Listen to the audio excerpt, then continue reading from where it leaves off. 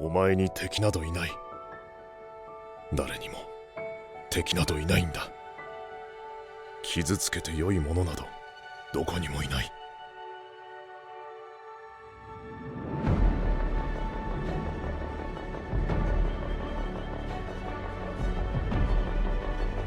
自覚がないだけなのさ。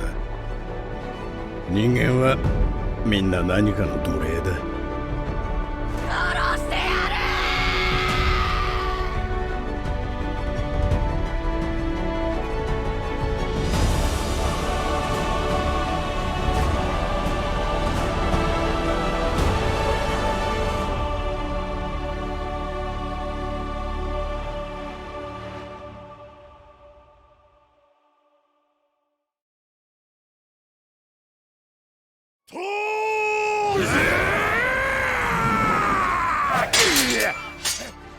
The story of Vinland Saga starts around the year 986 AD, during the Battle of Hjörungavágr.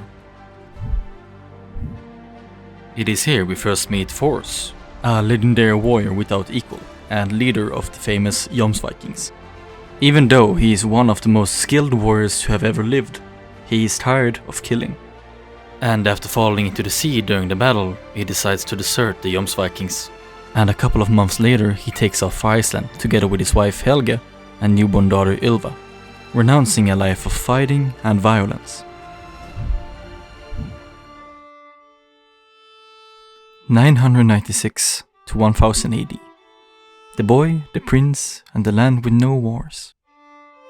In the year of 996 AD, Thors and Helga, now happily living together in Iceland, have their second child, Thorfinn. The same year, Prince Canute of Denmark is also born, but is mostly taken care of by his caretaker Ragnar, instead of the actual king. 4 years later, in the year of 1000 AD, Leif Erikson discovers a new continent to the west of Greenland and names it Vinland, a land without wars. Befriending the local people and earning tokens of friendship in the process. Later on, Leif Erikson will come to visit Thor's village and eagerly tells his story to the children, Thorfinn being one of the more impressed ones.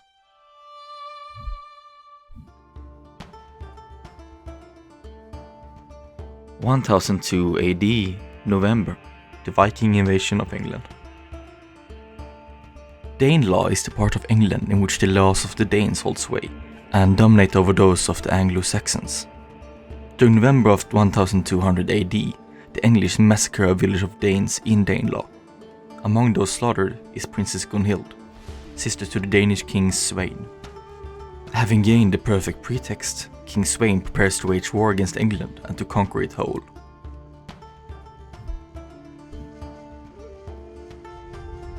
(1200 AD, December), the Jomnsvikings. Back in Thor's village, Leif Erikson is preparing to set off for another voyage overseas, while Thorfinn is jealous because he can't come with him. While they are talking, Leif spots a ship coming towards the village and tells Thorfinn to go get his dad. A band of Jomnsvikings, the group that Thors previously deserted, led by the intimidating Floki, visits his village in order to enlist Thors to fight against the English. Thors, being their former commander, known as the Troll of Jom. He is now obliged to join Floki, along with the ship and men, in order to protect the villagers from being taken hostage. Thorfinn and the young men in the village are excited by the prospect of going to war, but they have little understanding of what going to war actually means, much to the sadness and irritation of Thors.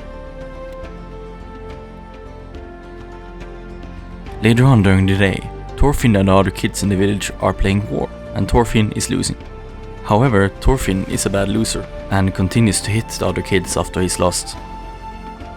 And he gets jealous when he sees the other grown-up kids being prepared for real war.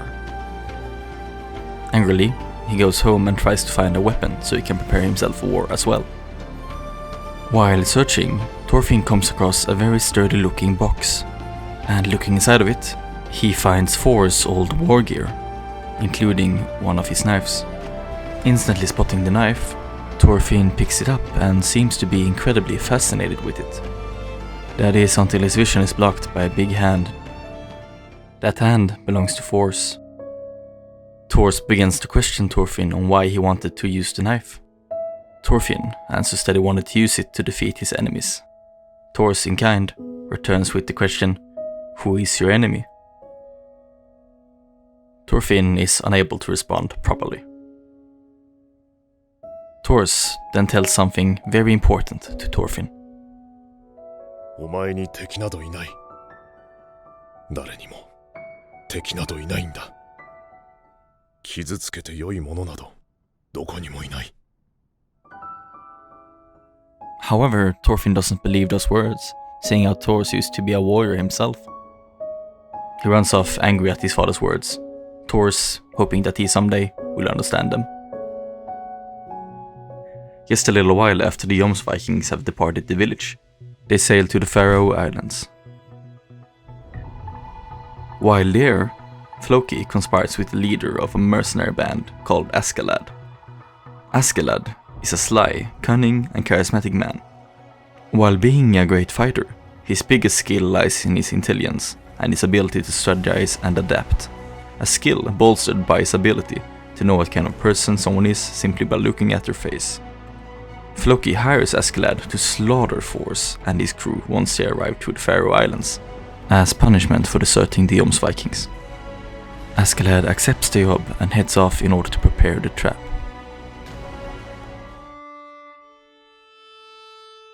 (1002 AD December). Departure of a true warrior. Back in the village, the young men buzz with excitement as they prepare for their first battle. Together with 5 men from the village and Leif Eriksson's crew, they set sail in 2 ships. However, Leif Eriksson reveals to a young woman that Thors has no intention of taking the young men to the battlefield. Once at sea, the young men find it going tough, and Thors angrily discovers that Thorfinn has stowed away on the ship, but he eventually comes around to the idea, seeing how happy Thorfinn actually is, having left the village.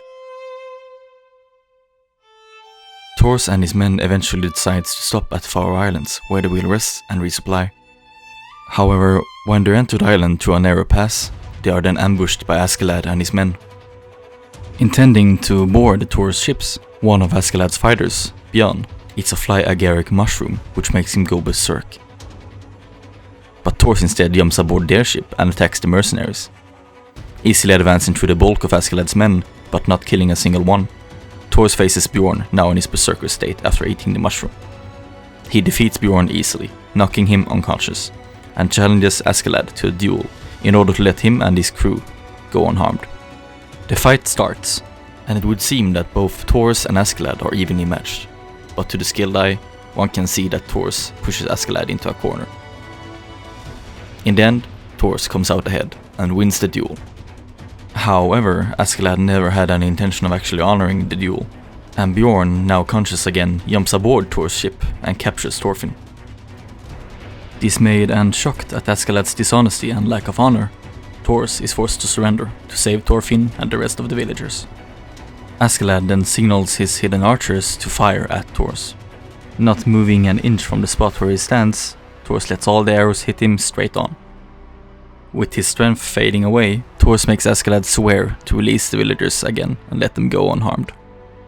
Askeladd, having found newfound respect for Thors, complies and lets Thorfinn and the rest of the villagers go.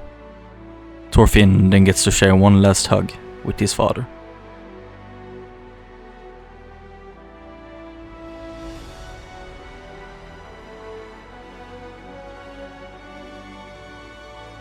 Having witnessed the death of his father, Thorfinn, now enraged, stows away on the captured ship and swears revenge against Askeladd.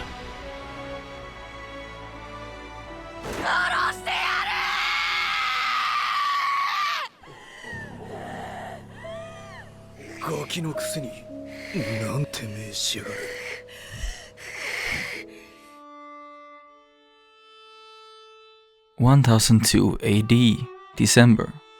A harsh world. Askeladd and his men land in England near the Humber River, and in order to resupply, they plunder a local village, killing all its inhabitants and plundering their food supplies. Thorfinn, having survived the journey at sea, tumbles ashore. and plans to kill Askeladd during the night. But when he finds him, he simply cannot do it. And with still trembling hands, he leaves the cottage. During the next day, Thorfinn challenges Askeladd to a duel. However, Thorfinn is easily defeated. Understanding that he can't beat Askeladd as he is right now, he returns to the woods to train and think about his strategy. And after having a close encounter with a wolf, he comes to the realization that he much prefers his dagger over the longsword. The next day, he once again challenges Askeladd to a duel, now with more determination and strength.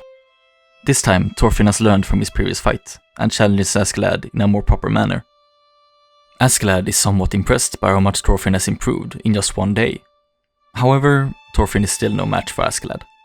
But Askeladd does recognize Thorfinn's newfound strength and determination, and promises that he will challenge him once more if he can prove himself in combat. Later on, Askeladd and his gang row upriver towards Gameborough, where they find a band of dead Vikings.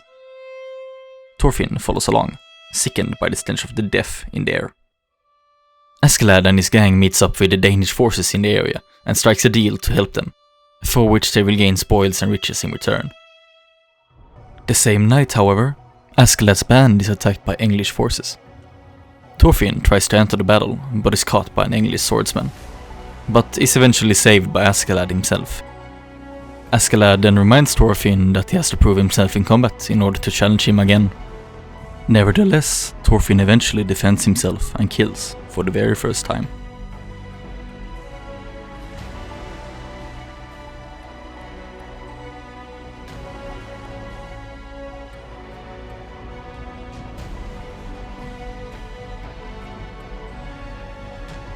Over the following years, Thorfinn officially joins Askeladd's band. He becomes a ruthless fighter with his short sword, eventually taking up another short sword. Still eager for that rematch against Askeladd, he lets nothing stand in his way and hones his combat skills.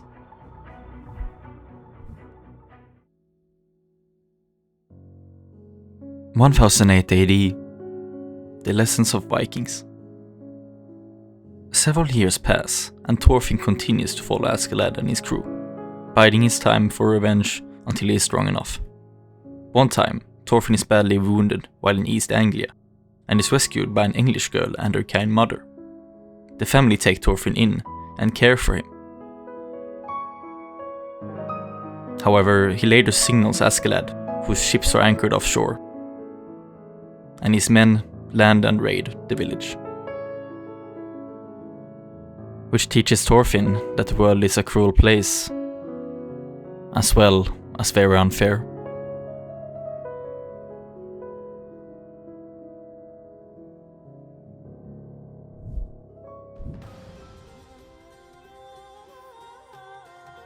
(1012 AD). Thorfinn vs Askeladd. The Danish king Svein Forkbeard withdraw his troops from England over the winter. With the Danish invasion of England on hold, Askeladd's band set sight on France for new opportunities. They offer their services to the Normans, and Thorfinn, now a young man, is sent to negotiate. Thorfinn tells the Normandy leader about Askeladd's plan to help them. In return, Askeladd's band gets some of the loot as well. The Normandy leader agrees, and the plan is set in motion. The plan goes, well?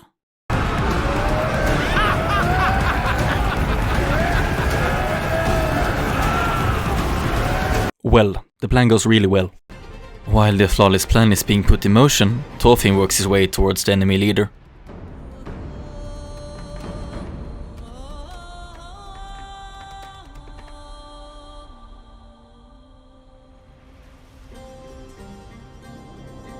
While Thorfinn headhunts the enemy leader, Askeladd makes his way to the other side of the fortress, and does what Vikings does, eventually being able to loot the treasury of the fortress.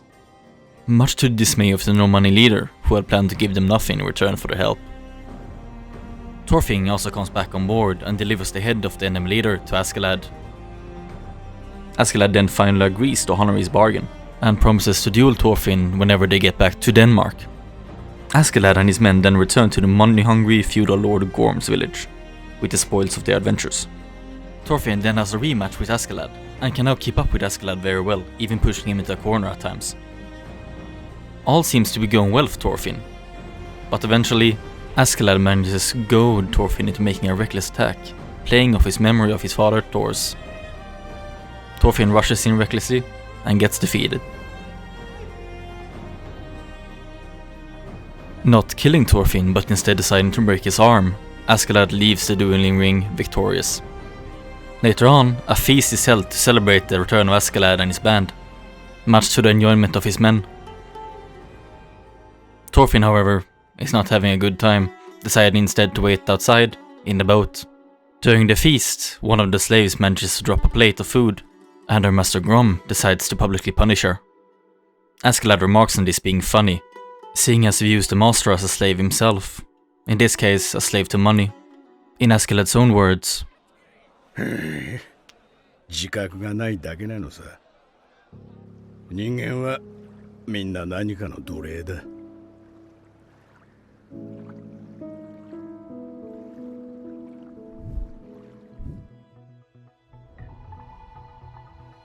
1013 AD, Thorkell the Tall. In the year 1013 AD, the Danish king Svein leads an invasion of northern England, with Danish forces and Viking mercenaries such as Askeladd landing near Gameborough, but they come to a halt at the heavily defended merchant city of London. One of the heaviest fortifications in the city is called the London Bridge, and is being guarded by Thorkell the Tall, a fearsome Dane who is supporting the English because he finds it boring always being on the winning side, and wants a harder battle. Floki of the Jomnsvikings tries negotiating with Thorkell, but Thorkell, deciding that negotiation is unfun, then makes the decision to throw a fun rock at Floki, thus beginning the Battle of London Bridge in earnest. Askeladd offers Thorfinn another duel if he can deliver Thorkell's head. Thorfinn accepts and tells Askeladd that his head is on the chopping block next. Having done everything Askeladd has asked of him before, Thorfinn doesn't think much of this commander. However, up on the bridge, Thorkell is anticipating this next fight, smiling like a happy child. Thorfinn jumps onto the bridge from the ship and assaults Thorkell.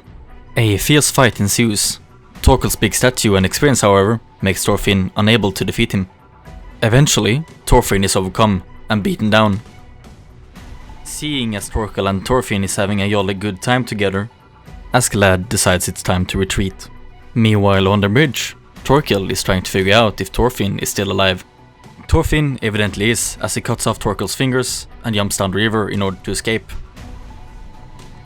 During the fight, Thorkell managed to figure out that Thorfinn is the son of Thors, his old friend, and shouts to Thorfinn that he wishes to meet in the future in order to have a rematch. Arriving at an impasse, King Svein leaves his son, Prince Canute, to maintain the siege with Ragnar, his caretaker, while the rest of the army heads to Wessex to continue the war there. Something that Ragnar is not happy about, seeing as Prince Canute has never been the commander of a large army and has next to no battle experience. Meanwhile, Thorfinn climbs ashore, having survived the swim. Being wounded and saddened that they lost the fight against Thorkell, he rejoins Askeladd's band in shame and continues on the road, being angry and frustrated all the way.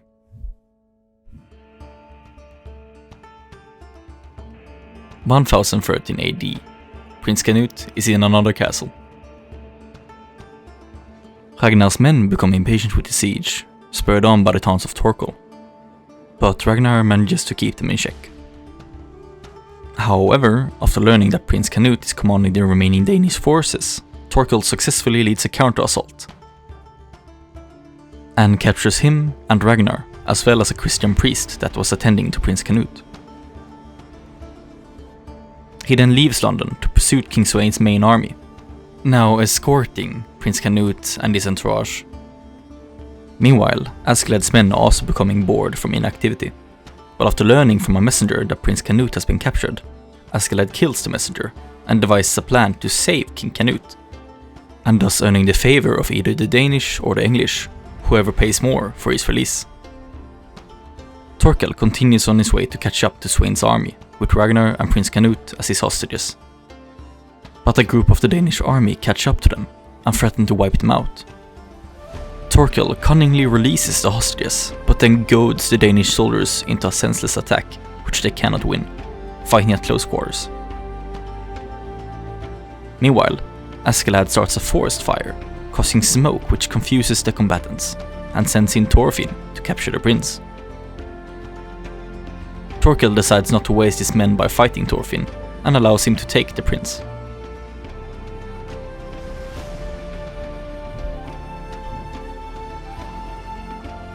(1013 AD) Adventure in Wales. Askeladd now has Prince Canute, but he is hotly pursued by Thorkell and his men and sends for reinforcements. When Askeladd and his men reach the Bristol Channel, they are greeted by the Welsh general Gratianus, who apparently knows Askeladd since way before. Gratianus then escorts them to Wales. However, as they reach the kingdom of Brycheiniog, they are surrounded by archers on the hilltops. The warriors of Brycheiniog blocks Askeladd's passage, until Askeladd reveals that he has Welsh ancestry, claiming to be a descendant of King Artorius, and will work to protect Wales when England is defeated by the Danes. Believing Askeladd's story to be true, the Brycheiniog men let them pass, with the promise that if Askeladd can get the timid Prince Canute on the throne, Wales' future is secure. At the northern edge of Mercia, they alter direction to join the main Danish army in Gamborough.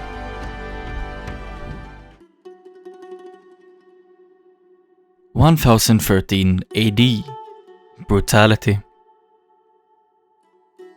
As Askeladd and his men cross northern Mercia, they are caught in the early winter snows. Cold and hungry, they come across a village of Christians and pillage it. In a brutal display of ruthlessness, they kill the villagers so that no one can reveal their location. The only survivor is a young woman who was in the woods outside the village, praying and seeking forgiveness for a ring she had stolen at the market fair.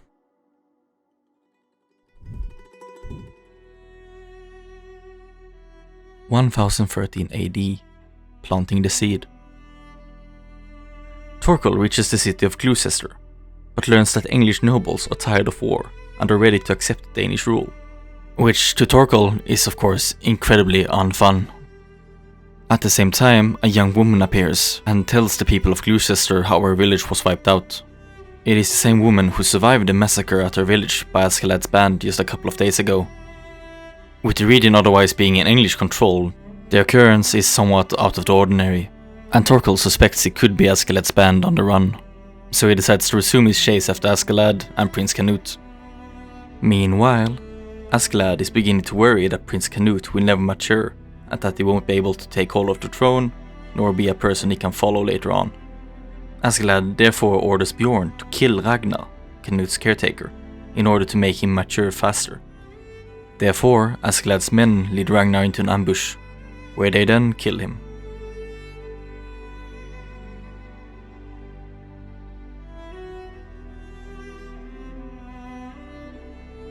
Prince Canute is told that Ragnar died during an English skirmish, and is too shocked to utter any kind of words.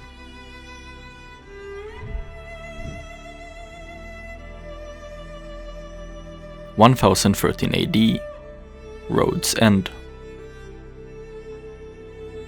Askeladd tells Thorfinn to guard Canute now that Ragnar is dead, and tortures a captured English captain, seeking information.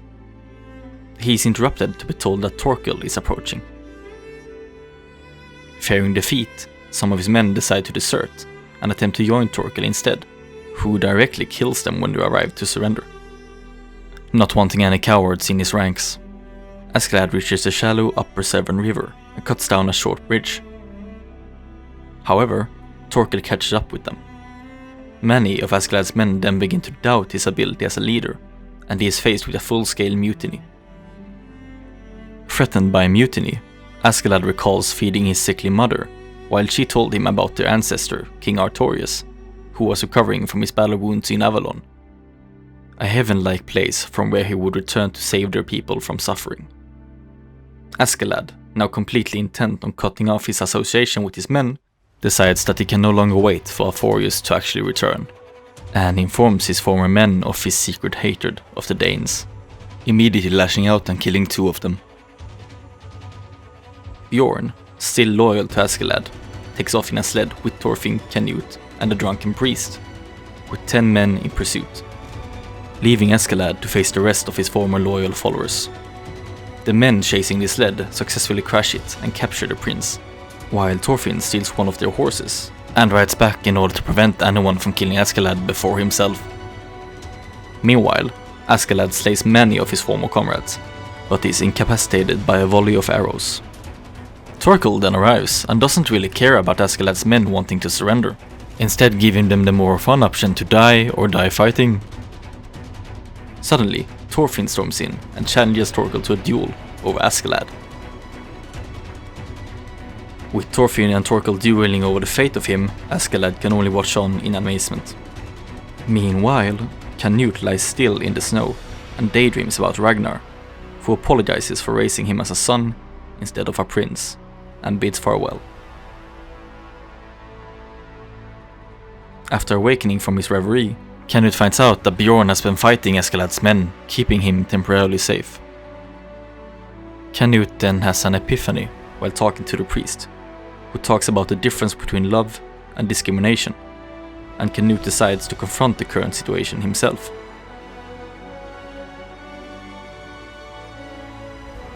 Canute stares down the berserking Bjorn and manages to calm him down.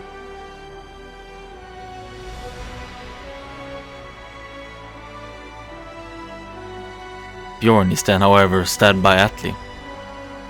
After convincing Atli to stand down, Canute then orders the priest to heal Bjorn's injuries and to Atli to follow him back to Askeladd and Thorkell. Back at the duel, Thorkell kicks Thorfinn, sending him crashing into nearby trees. Thorfinn has a broken arm and ribs from Thorkell's kick, and Thorkell allows him to be treated by Askeladd. Thorkell then explains that he and Thors were commanders of the Jomnsvikings, and their leader Sigvaldi, who was Thorkell's older brother, gave him one of his daughters, Helga. This means that Thorkell is Thorfinn's great uncle. Still, the duel resumes. But as Thorkell is about to finish Thorfinn, Askeladd reflects light into Thorkell's eyes, blinding him for a moment, and Thorfinn knocks Thorkell to the ground by hitting his weak shin and gouges out an eye. Thorkell's men prepare to kill Thorfinn, but Thorkell stops them, claiming that Thorfinn has won the duel. Canute arrives at the scene and tells Thorkell that there is no value keeping him hostage, because King Sweyn has already chosen his older brother Harold as his successor and expected Canute to be killed in battle. With newfound resolution, Canute declares that he will march against the king at Gainsborough, and both Askeladd and Thorkell, impressed with the king's boldness and resolution, agree to join him, much to the amazement and confusion of the men around them. And so, this band of chances set out to Gainsborough to confront King Sweyn and claim the throne of Denmark and England.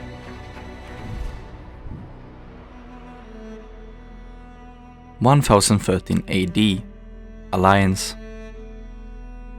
At Gainsborough, Canute and his followers confront Floki and the Danish army, and he demands passage to see King Sweyn. Canute sends Thorkell to drink with the other commanders, while he goes to confront the king, flanked by Askeladd and Thorfinn. Not to their surprise, however, they sense an ambush in the darkened castle when they arrive. King Sweyn then confirms that he wants Canute dead and prepares to execute the whole party. However, Askeladd intercedes and reminds the king that Canute has delivered a victory over London via Thorkell's forces. King Sweyn then decides to spare Canute and his men, and at the same time, Canute realizes that it would be in their best interest to join forces for the time being, and Canute once more takes on the mantle as prince. Ragnar's brother Gunnar approaches Canute and swears to serve him. However, Askeladd mistrusts him and urges Prince Canute to watch what he says around him. Later that evening, Atli and his brother decides that it's time to break off, the brother being mind-broken since having to face Thorkell. Askeladd tells Atli to never pick up a sword again and gives him a bit of gold to get him started on a new life. Atli then asks for forgiveness for not staying true to Askeladd till the end, but Askeladd forgives him, suggesting that he starts a farm and finds a family.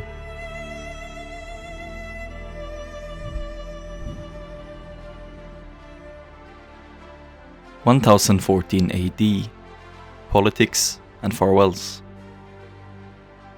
In the year 1014 AD, on instructions from King Svein, Canute takes his followers to York, a Danish-occupied town in the Northumbria region.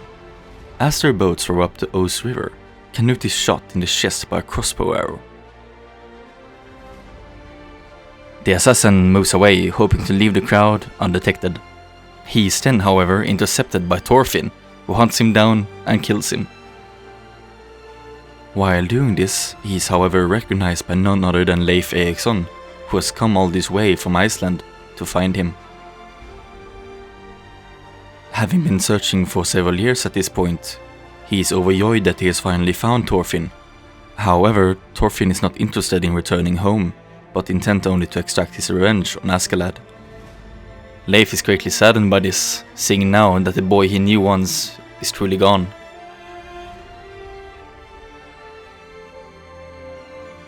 At the same time, it is revealed that Canute was not the one shot, but a woman's slave dressing as his double. Canute orders her to be healed, but it is unfortunately too late, and she later dies of her wounds. As Canute's retinue leaves the scene and passes Floki, Askeladd loudly infers that they have enemies in York. It is later revealed that Askeladd was the one who hired the assassin in order to spread rumors that Prince Canute is targeted by King Svein. To further his plans, Askeladd also feeds false information to Gunnar, who is actually spying for the king. Meanwhile, Thorfinn, whose broken arm has not yet healed from the duel with Thorkell, is anxious to settle his debt with Askeladd, and calls him out to a duel to be observed by Thorkell and Canute. Before they can start, however, Bjorn shows up, still mortally wounded from Atli's sword stab. Feeling like the end is near for him and no longer wanting to be nursed, he asks Askeladd if he would do him one last honor and duel him so he can enter Valhalla like a warrior.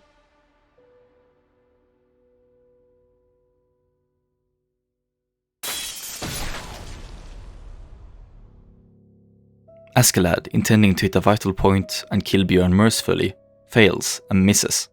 This does however make it possible for Bjorn to utter one final wish. あんたと友達。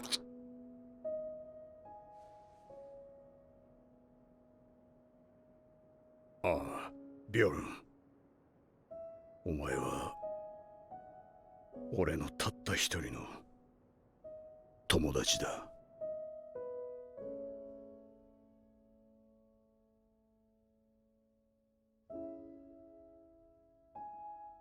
After putting Bjorn to rest, Askeladd, with the eyes of someone who has just killed their dear friend, tells him that they can resume their duel. However, at the start of the fight, Askeladd surprisingly throws away his sword. Thorfinn angrily attacks him, but with a broken arm he is no match for Askeladd, who has fought him over a dozen times and knows his every move and weakness. Eventually, Askeladd beats Thorfinn into unconsciousness, and Canute stops the fight when Askeladd has delivered the winning blow. Askeladd then recounts his upbringing as the son of a slave woman. His mother had been cast out of his father Olaf's household, and Olaf only comes to recognize Askeladd when Askeladd protects his mother against him in combat. Olaf eventually bests Askeladd in combat, but recognizes that he, indeed, is his son, and takes him into his household along with his sickened mother, where he polishes Askeladd's combat skills and nobility. Askeladd also gets to meet several of his brothers, whom he actually enjoys spending time together with. Eventually, however, he gets an opportunity and kills his father, never having forgotten how he was treated in the early years and how he still doesn't care about his mother, only valuing Askeladd for his strength. Askeladd then details his contempt for the attitude of the Vikings, who live only for battle, conquest, and revenge. He cites Thorfinn for having learned nothing, while Askeladd was using him for his own ends.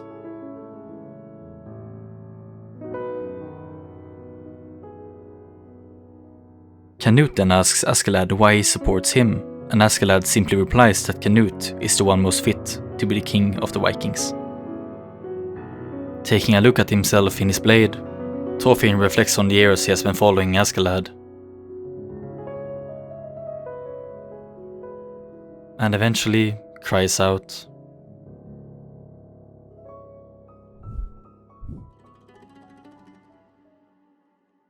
1014 AD. End of the prologue. While in York, King Svein conveys the Imperial Council, but the situation is tense among the Danish leaders, following the assassination attempt on Canute. Svein addresses the elders of Denmark, and after announcing the successful Viking conquest of England, he openly praises Canute and Thorkell. He also hands control of Mercia, the most prosperous part of England, to Canute, and then announces preparations for an attack on Ireland in a revenge for the humiliation of King Harald by Brian Boru. Askeladd believes his strategies for Canute's ascendancy have worked. However, Askeladd is horrified when Svein also announces his intention to subdue Wales in the coming spring. Meanwhile, the badly beaten Thorfinn is thrown in jail after creating a disturbance in the street. Leif Erikson visits Thorfinn in jail and promises to return him to Iceland. And then eventually the warm and fertile Vinland. Back at the Imperial Council, Floki tells Svein of Askeladd's reaction to the announced attack on Wales, which he believes shows a weakness for the Welsh. Askeladd vainly tries to think of a plan to stop the king, and confesses to Thorkell that his mother was Welsh, and swears Thorkell to secrecy. Askeladd is then called before the king, and wonders why his luck always deserts him in the 11th hour. While Askeladd receives his reward for saving Prince Canute, he daringly questions King Svein on the order to subjugate Wales. Askeladd justifies his statement by saying that the poor mountainous country of Wales is not worth the cost to conquest, and offers to broker a peace instead. Surprisingly, Svein accepts Askeladd's counsel, and even praises him for being so straightforward with him, but then forces him to choose between Wales or Canute. If he chooses Wales, he has to deliver the head of Canute. Svein also remarks that the only worthwhile thing Wales is producing is slaves, which enrages Askeladd.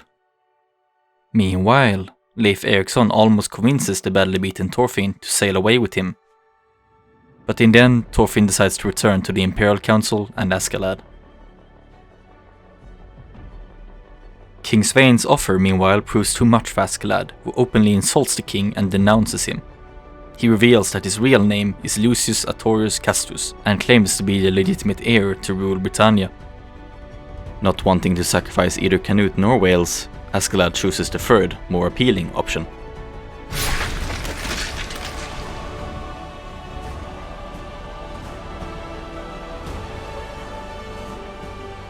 In a heartbeat before anyone can move, Askeladd beheads King Svein, and then fights alone against the Danish soldiers. Canute realizes that Askeladd is acting to protect him, while feigning insanity. Canute therefore asks Thorkell to put Askeladd down and fulfill what he believes to be Askeladd's plan. But Thorkell reminds the prince that Askeladd is his subordinate and tells him to do it himself. Meanwhile, Askeladd is continuing to fend off the Danish forces, even managing to bring Floki down low. During the confusion, Thorfinn arrives and tries to get in to save Askeladd. Askeladd notices Thorfinn coming towards him, and in the confusion, Canute manages to stab Askeladd in the heart. Just hanging on by a thread, Askeladd collapses into Thorfinn's arms. With his last breaths fading away, Askeladd asks Thorfinn how he's going to spend his life. And Askeladd smirkingly concludes that Thorfinn hasn't even thought about it once. He tells him to move on and stop being hung up on this petty way of life. With his last breaths, Askeladd tells Thorfinn to venture beyond the world that Thor saw, and that will be his real battle. With those last remarks, Askeladd dies, leaving Thorfinn a broken shell of himself. Without regard for his own life, he attacks Canute, blaming him for not being able to get his last duel with Askeladd. Thorkell, however, holds him back. When the moment is at its highest, Canute takes charge and claims command of the Viking army and the rule of England. Thorfinn is dragged away, and as he drops his knife in the chaos, his erstwhile journey flashes in the blade's reflection. The blade dropping into the chaos signifies the end of one journey, but also shows a new future, new people, new locations, but most importantly, the start of the real Vinland Saga.